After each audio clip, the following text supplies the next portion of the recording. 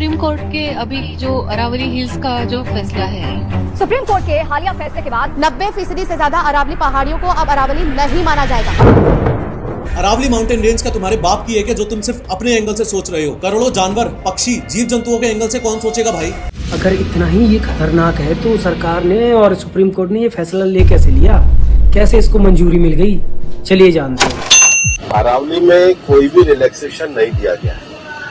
पहली बात, अरावली भारत के 4 राज्यों में है, दिल्ली, राजस्थान, हरियाणा और गुजरात।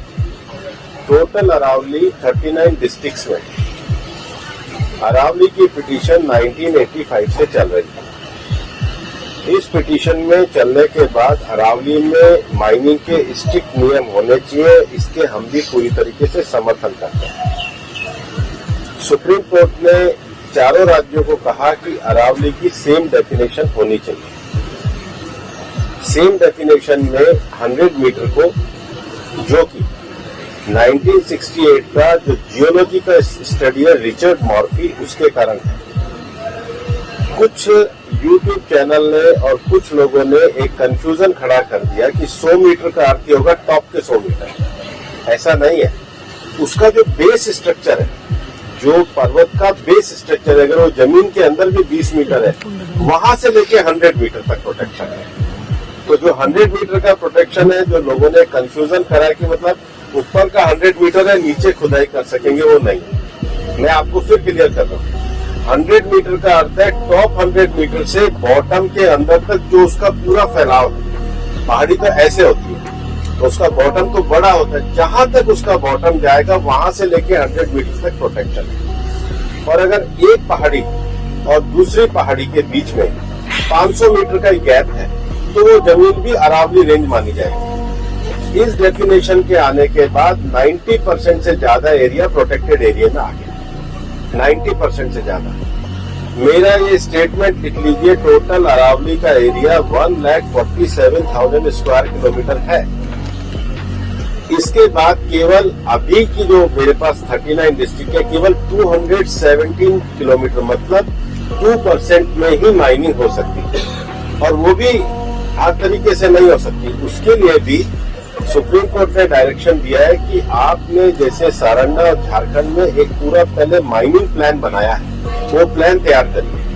वो प्लान तैयार करने के बाद भी ICFR जो इंस्टीट्यूशन है, उसकी परमिशन होगी, उसके बाद ही परमिशन मिलेगी। दिल्ली में कोई भी माइनिंग अलाउ ही नहीं है, ना होगी। मैं फिर दोहरा रहा हूँ, दिल्ली के अरावली हिल्स में माइंस पूरी तरीके से बैन है। अरावली में लगभग 20 से ज्यादा फॉरेस्ट रिजर्व, प्रोटेक्टेड एरिया वो एज इट इज रहेंगे।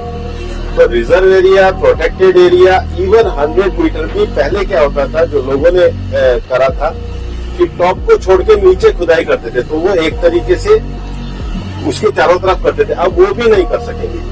तो मुझे लगता है सुप्रीम कोर्ट ने, और सुप्रीम कोर्ट ने जो निर्णय दिया है, ministry of environment, survey of India, geological survey of India, और जियोलॉजिकल सर्वे ऑफ इंडिया में जो इंटरनेशनल स्टैंडर्ड है रिचर्ड मार्फी, उसको दिया है।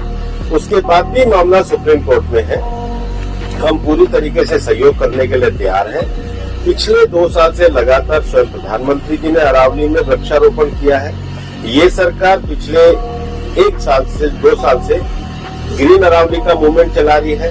मैंने खुद में पिछले दिनों उदयपुर में सारे DFOs की, मतलब चारों जिलों के 39 DFO की मीटिंग करी है।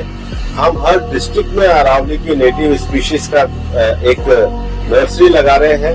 हम ग्रीन अरावली के लिए प्रतिबद्ध है। ये एक झूठ फैलाया जा रहा है। और सबसे बड़ी बात है कि ये जो रिपोर्ट है, ये 2006 से राजस्थान में ऑलरेडी लागू है। इसमें कुछ भी एडिशन नहीं किया गया, बल्कि अरावली के टॉप से लेके और जमीन तक, मतलब जमीन से पूरा ऊपर 100 जो स्ट्रक्चर है, वो सारा प्रोटेक्टेड की श्रेणी में आता है।